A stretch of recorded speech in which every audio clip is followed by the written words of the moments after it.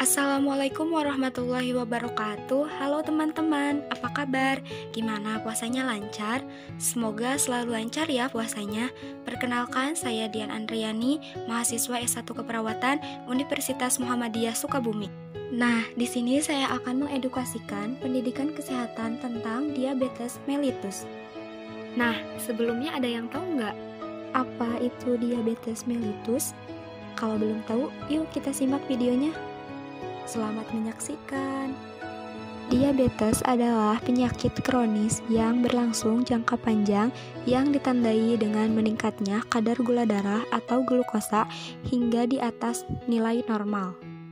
Diabetes mellitus merupakan penyakit kronis yang disebabkan oleh gagalnya organ pankreas memproduksi jumlah hormon insulin secara memadai sehingga menyebabkan peningkatan kadar glukosa dalam darah. Ada berapa tipe diabetes mellitus? Tipe diabetes mellitus yaitu ada diabetes tipe 1, diabetes tipe 2, diabetes gestasional, dan diabetes lainnya. Diabetes tipe 1 terjadi karena sistem kekebalan tubuh penderita menyerang dan menghancurkan sel-sel pankreas yang memproduksi insulin. Hal ini mengakibatkan peningkatan kadar glukosa darah, sehingga terjadi kerusakan pada organ-organ tubuh. Diabetes tipe kedua merupakan jenis diabetes yang lebih sering terjadi. Diabetes jenis ini disebabkan oleh sel-sel tubuh yang menjadi kurang sensitif terhadap insulin, sehingga insulin yang dihasilkan tidak dapat dipergunakan dengan baik. Selain kedua jenis diabetes tersebut, terdapat juga diabetes khusus pada ibu hamil yang dinamakan dengan diabetes gestasional. Diabetes pada kehamilan disebabkan oleh perubahan hormon dan gula darah akan kembali normal setelah ibu menjalani persalinan. Diabetes tipe lain yang dapat timbul akibat kelainan hormon, imunologi, infeksi, atau genetik lainnya. Apa sih penyebab dari diabetes mellitus? Diabetes disebabkan karena adanya gangguan tubuh sehingga tubuh tidak mampu menggunakan glukosa darah ke dalam sel, sehingga glukosa menumpuk dalam darah. Pada diabetes tipe 1, gangguan ini disebabkan karena pankreas tidak dapat memproduksi hormon tertentu.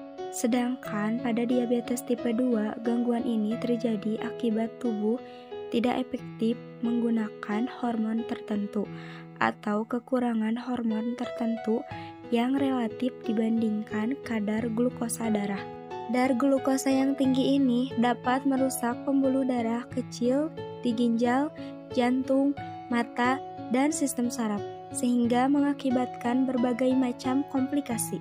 Apa saja sih gejala diabetes mellitus? Gejala diabetes mellitus yaitu: yang pertama, sering merasa haus. Yang kedua, frekuensi buang air kecil meningkat terutama pada malam hari. Yang ketiga, rasa lapar yang terus-menerus. Yang keempat, berat badan turun tanpa sebab yang jelas. Yang kelima, lemas dan merasa lelah. Yang keenam, pandangan yang kabur. Yang selanjutnya, luka yang lama sembuh dan sering mengalami infeksi pada kulit, saluran kemih, gusi, ataupun vagina. Apa sih faktor resiko dari penyakit diabetes mellitus? Faktor resiko diabetes tipe 1 yaitu seseorang akan lebih mudah mengalami diabetes tipe 1 jika memiliki faktor-faktor risiko seperti memiliki keluarga dengan riwayat diabetes tipe 1, menderita infeksi virus. Diabetes tipe 1 banyak terjadi pada usia 4-7 tahun dan 10-14 tahun. Walaupun diabetes tipe 1 dapat muncul pada usia berapapun. Sedangkan pada kasus diabetes tipe 2, seseorang akan lebih mudah mengalami kondisi ini jika memiliki faktor-faktor risiko seperti berikut. Kelebihan berat badan, memiliki keluarga dengan riwayat diabetes tipe 2, kurang aktif, aktivitas fisik, membantu mengontrol berat badan, membakar glukosa sebagai energi, dan membuat sel tubuh lebih sensitif terhadap insulin. Kurang aktif beraktivitas fisik menyebabkan seseorang lebih mudah terkena diabetes tipe 2. Usia. Resiko terjadi diabetes tipe 2 akan meningkat seiring bertambahnya usia. Menderita tekanan darah atau hipertensi. Bagaimana sih cara mencegah penyakit diabetes mellitus? Untuk mencegah penyakit diabetes mellitus, ada beberapa cara yang dapat dilakukan, yaitu menerapkan pola makan yang sehat, menjalani olahraga secara rutin, menjaga berat badan ideal, mengelola stres dengan baik, dan melakukan pengecekan gula darah secara rutin. Nah, yang selanjutnya yaitu pencegahan primer, sekunder, dan tersier.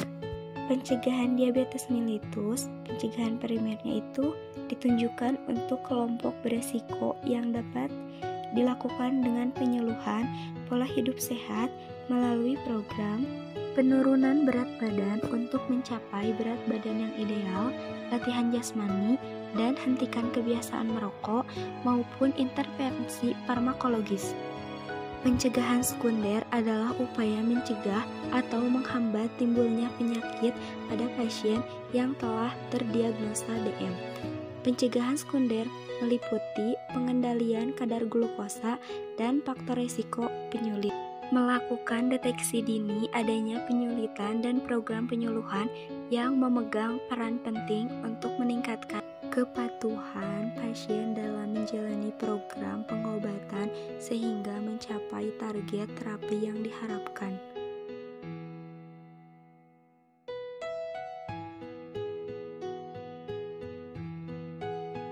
Pencegahan tersier ditunjukkan pada kelompok penderita diabetes yang telah mengalami penyulit dalam upaya pencegahan terjadinya kecacatan lebih lanjut serta meningkatnya kualitas hidup.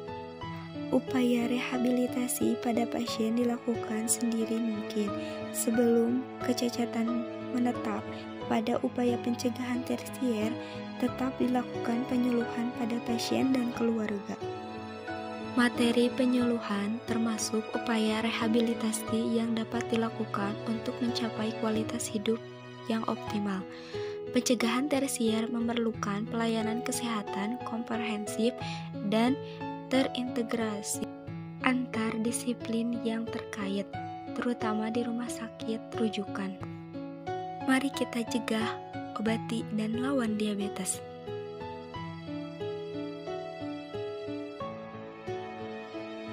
Itu saja yang dapat saya sampaikan. Semoga bermanfaat.